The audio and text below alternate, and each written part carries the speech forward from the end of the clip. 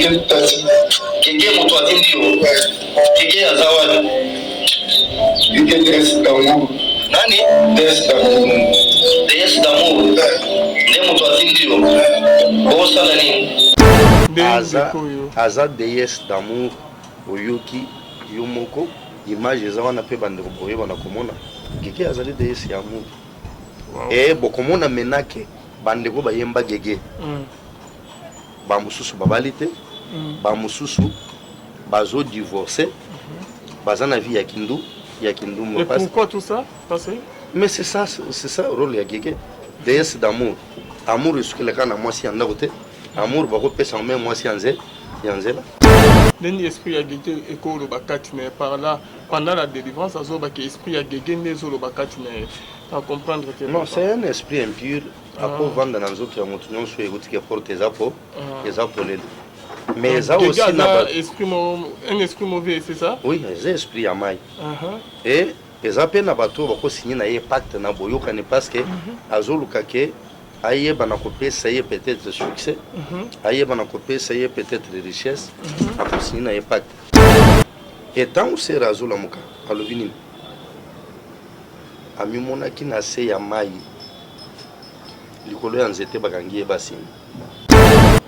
C'est ainsi que tant où tobandi kubonde la nzambe esprit wana ekolobate ezangaite ezali Gege mutu atindi ngai apesa nga mission na sala likolo na ye. Gege. OK. Gege azali nani alobi Gege azali DS ya amour. Ndena tuni eske Gege atindi yo pour me maina kati na kinumba. C'est-à-dire que ses frères est déjà visé ya ke na ministère na ye ba esprit wana bakoluka ba détourner de la vraie foi. On ya bana ko sala la satana et soki aboyi ba bana ko bomaye. Mais il y a de ceux-là déjà, où tu es dans cette ville, que Bayemba Gege, cela veut dire que si vous n'avez pas, pour Bayembi et Pambate, Bayebi, Boyokani Bazana. Voilà, Bonzambe, na Bonzambe, Lola. Ezo futa simana to yakolo bakenzamba boto kwaye liso soit bien aimé dans les Seigneur. Merci na bilonyo stobozanda biso ba o basutena biso. Là je vois les pasteurs faits amis ici à la bouche autorisée de l'Éternel depuis Zurich.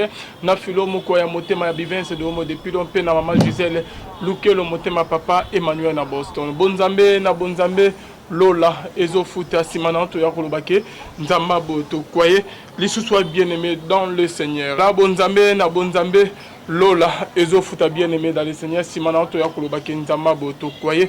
Lisu swap tozadi na pasteur Richard Kazadi. Bonne santé papa. Nzambe nozo pesi biso magasi. Vraiment lilo bana bande o bazolanda yo. Na pamboli bande konyonso balandi la voix céleste. Tout linga notre chaîne, tout landa notre chaîne et nous serons édifiés et nous serons bénis par la bouche de plusieurs hommes de Dieu qui passent sur cette chaîne. Papa Richard, par rapport à l'élément témoignage d'Andeko, mais quand on explique que yondo sala qui est témoignage, de comment ils ont des bandines toyo kabamakamoto qui na témoignage, mais quand on explique ça. Que Dieu soit loué.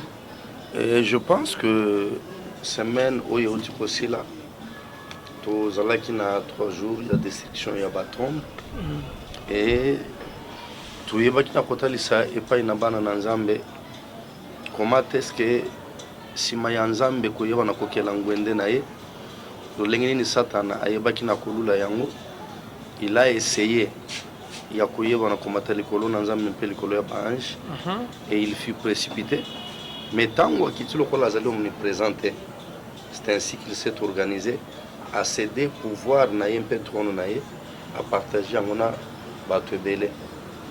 C'est ainsi qu'il a tout fait pour contrôler le monde Yamaï, pour contrôler le monde Yamabele, pour contrôler le monde Yazamba, pour contrôler le monde Yamipepe. Et dans tout ça, il croit que Nakouyeba Nako placé par l'esprit démoniaque, peut baïmer ou basigner un pacte, n'a pas espace non soana, il va contrôler le monde. Mais souci n'a pas de qui a pris ça. Et pas une abana n'ensemble. Et makomi kati na ngande Ephésiens zali kotalisa ete na nzela église nde ba autorité mpe ba domination satanique bakoye ba sagesse infiniment variée ya nzambe. Et c'est ainsi que nzambe ayebaki na komikumisa. Il y a eu plusieurs délivrances, mais pour choisir cet élément, pourquoi? Parce que le vendredi, tu vas bien kokabola la Bible quand na l'église. Tu vas bien kokabola quelques bandes na nzambe, la Bible ou bazalaki na ba Bible te. Et arrivé mon collègue dimanche, où il a fallu tout clôturer, quand on était en train de prier, le Seigneur nous a demandé de prier pour ses bien-aimés. Et tant qu'on il y a des esprits qui se sont manifestés katinaye.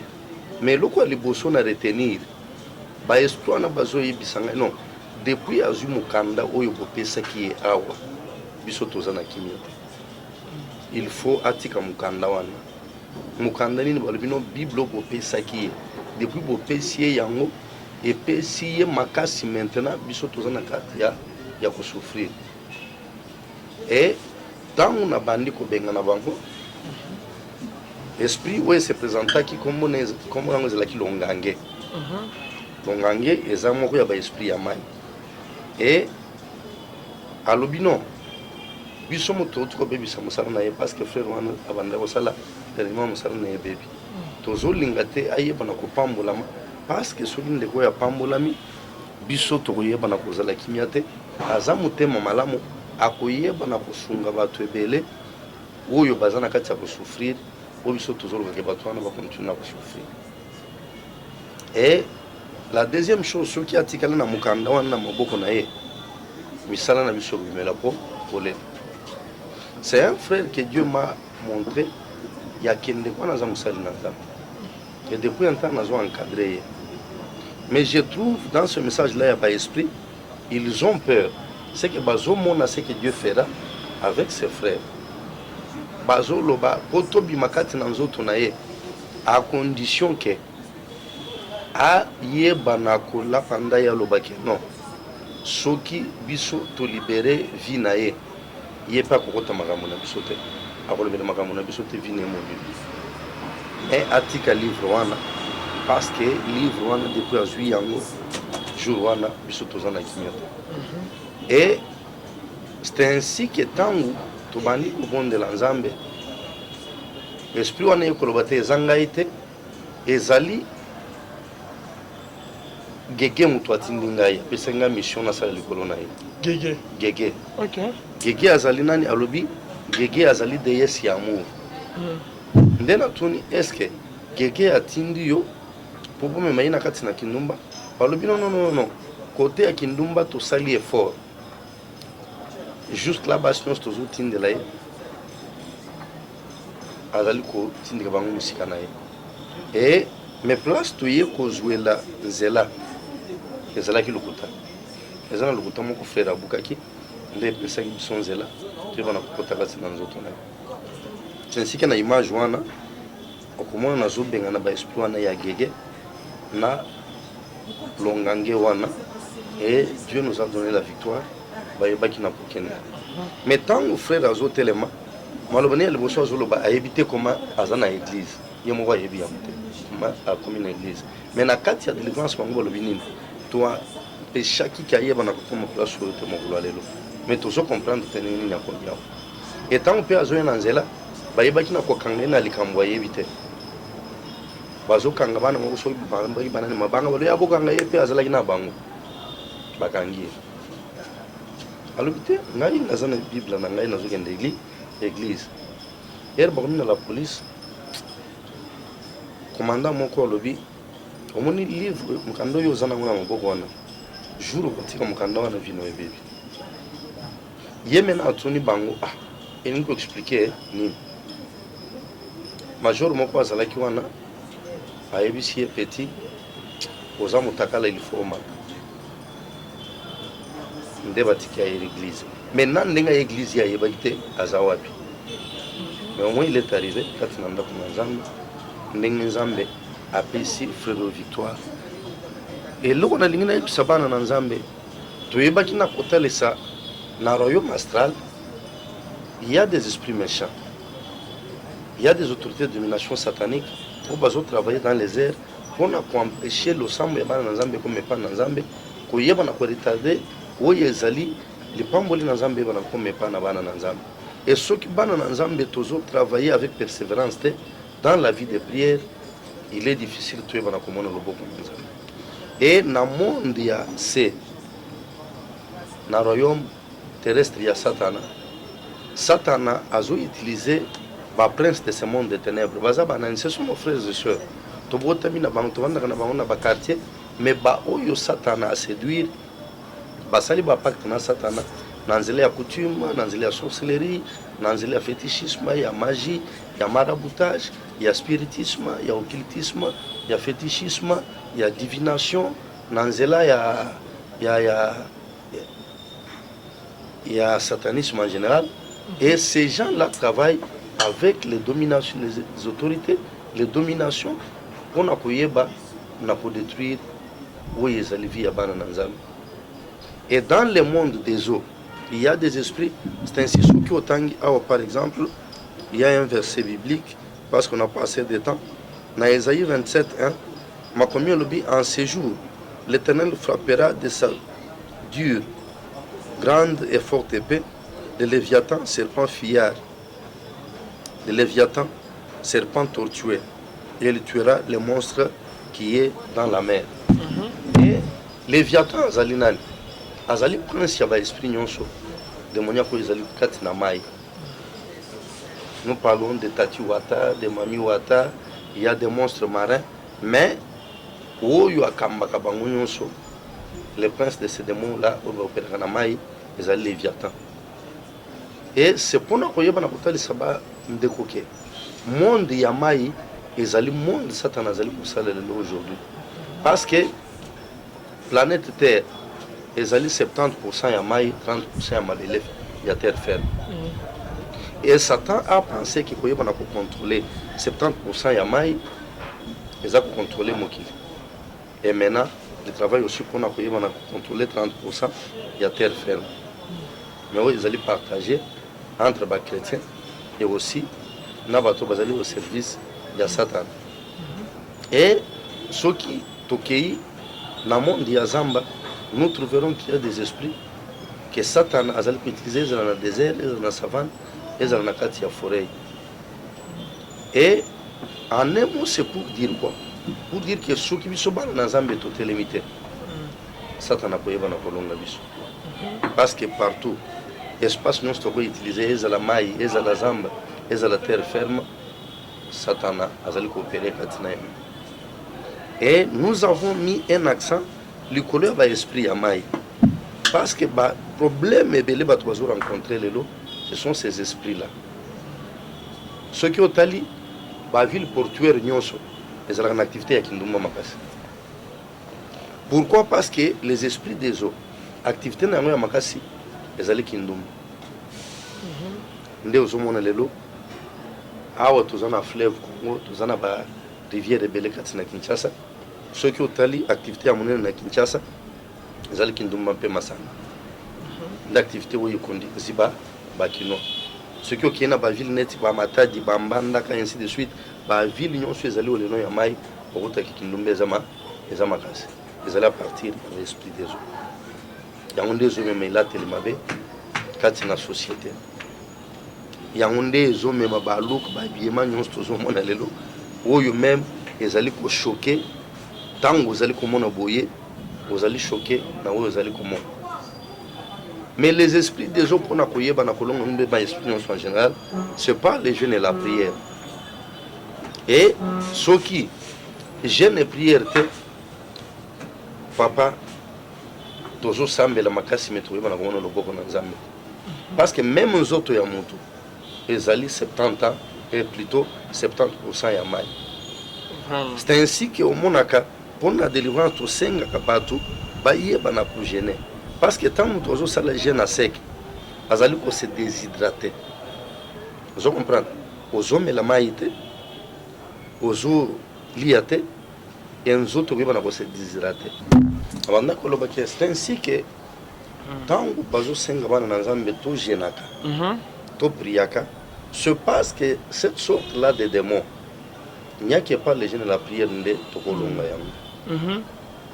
Je disais que le corps humain est composé de plus ou moins 70% Yamai.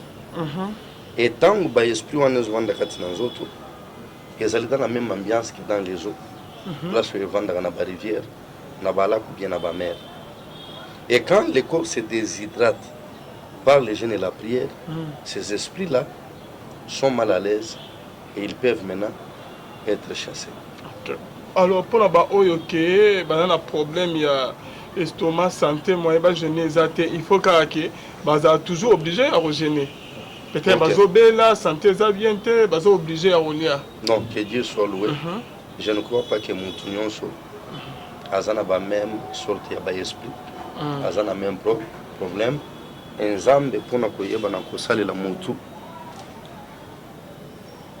Nous sur les cartes na jeûne et prière. Vous comprenez? Les anabatou un zambe à salaka grâce et guérison, sans passer par les jeûnes et prière, délivrance, sans passer par les jeûnes et prière, parce que ce sont des choses que moi je rencontre. Mais ici je parle des personnes où ils sont conscients de leur situation. Vous comprenez? Ayebi kendenge zabo ina sambelaka. Mais j'ai tel et tel problème. Et quand il y a une résistance, il faut passer par les jeûnes et prières. Vous comprenez? Mais aussi, tant que nous avons un problème, il y a parce que ce que je ne veux pas, c'est quoi? Les lois l'église n'a pas vu la réalité belle. Ceux qui ont annoncé jeûne et prière dans l'église, bateau besoin de la balkisi babimaka, bateau besoin de la gastrite babimaka. Mais en fait, ce que l'on la vérité, c'est que et ça, quand je bien au qui m'a pris, qui m'a gêné prière, parce que je crois qu'il y a un. Mais moi, j'ai dit aux gens, il y a une soeur qui venait d'arriver à l'église, il y a une semaine passée, sœur Wana a été chez les brandamistes. Et à Boutami, chez les brandamistes, à Bol chez les brandamistes. Mais elle s'est rendue compte que vie n'a pas avancé. Il faut aller maintenant délivrance à vie. J'ai des images ici, peut-être relever la mois prochaine. Mais cette soeur, tant que toujours semble là, nous avons dit qu'elle a un problème, il y a un esprit à maille.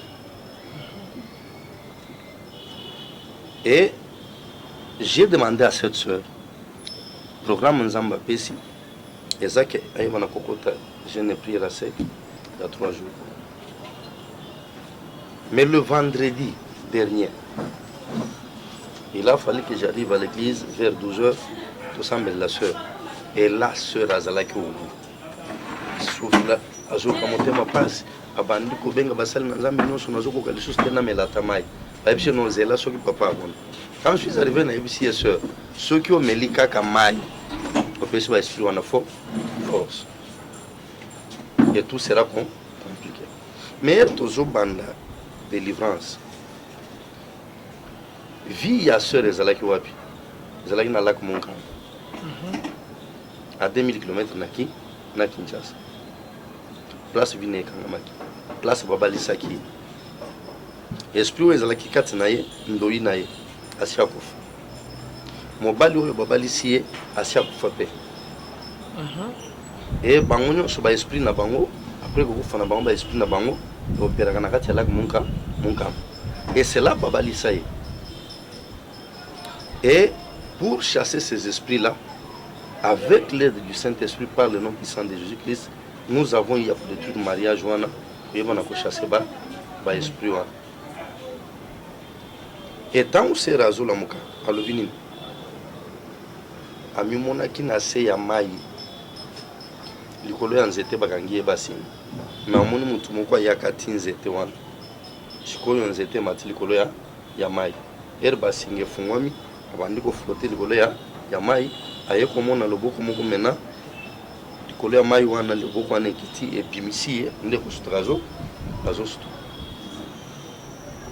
bakanga kinini étoile na ye bakanga kinini libala na ye bakanga kinini une partie ya mabota ye akobota wana basite na vina ya bota kabana mibali bakanga kinini benediction na effectivement sœur aza na bana mibale mais ndenge nini mobali ayaki ayini ya bala ye mobali atika mwasi na Lubumbashi na bana 5 ayaki wana makambo mosala asali aventure ke atikala kobala te akei mpe ase présente epa na bango basutuka sera komi na zembe azwi mwasi ke non zwi mwasi aboti akopesa mbongo ya libala basutuka akomi na deuxième zembe e vérité eye kobima no azala mwasi boye na boye ale frère akima azonga na ye katanga et la sœur se retrouve na bana mibale. Pourquoi? Parce que libala na ye ekangama déjà c'est que ye nzela oyo babanda ye komema ye ezalaki ya mibali oyo bazosala ye aventure akoki komona bolamu na vie na ye te et même tout ce qu'elle faisait na l'époque. Mais le Seigneur l'a délivré à Dieu grâce à Nzambe. Pourquoi? Parce que elle a accepté ya koyeba na kopayer prix et le prix c'est quoi? Jeûner et chercher la face. Merci beaucoup papa. Toi sur audio wana ya vidéo wana ya délivrance. Toi mais un peu au combat. Donc la bande au bazolanda biso. Je pense que na tindeli yo pe yango. Toi yo kangoka na son. Et dans combien de minutes papa? Zana ngo moke. OK. Un peu pour Toyoka, je prends mes gagnants. OK. Pourquoi au final?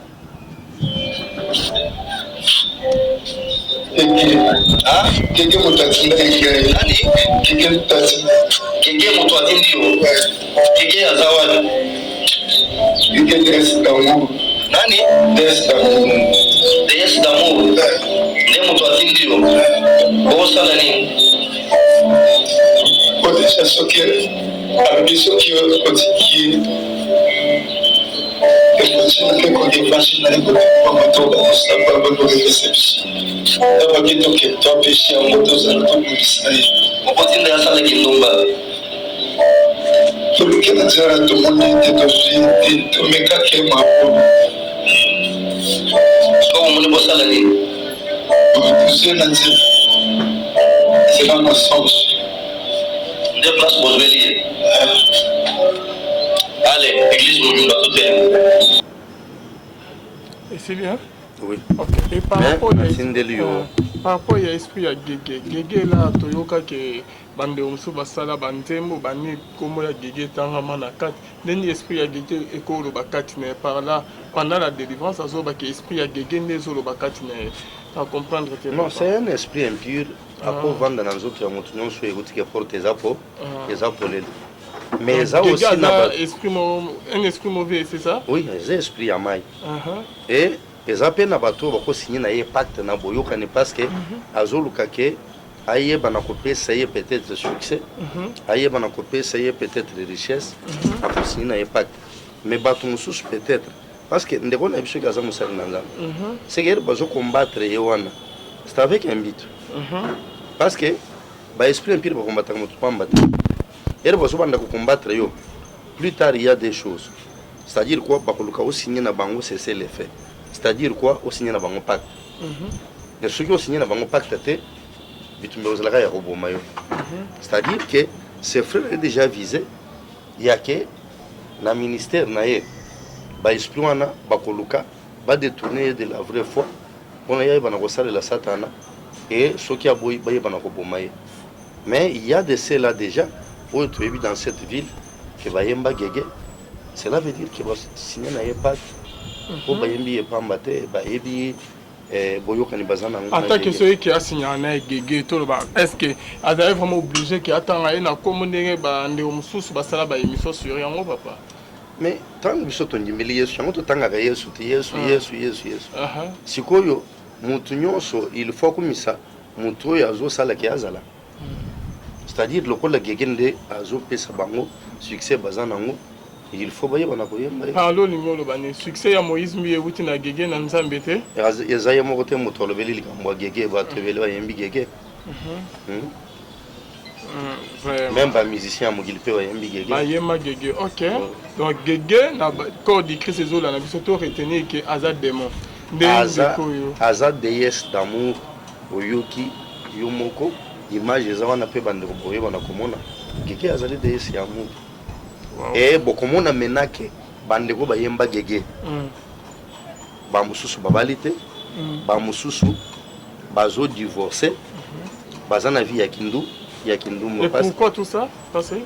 Mais c'est ça le rôle ya gege déesse d'amour amour esukela na mwasi ya ndakote amour bakopesa même mwasi yanze yanzela c'est-à-dire oyo amoni que non iya kotikala na gege abafani na gege oyo gege a autorisé que non à cause de basi azotika azui atiki c'est ainsi que bon on a vu na bango za kandengo.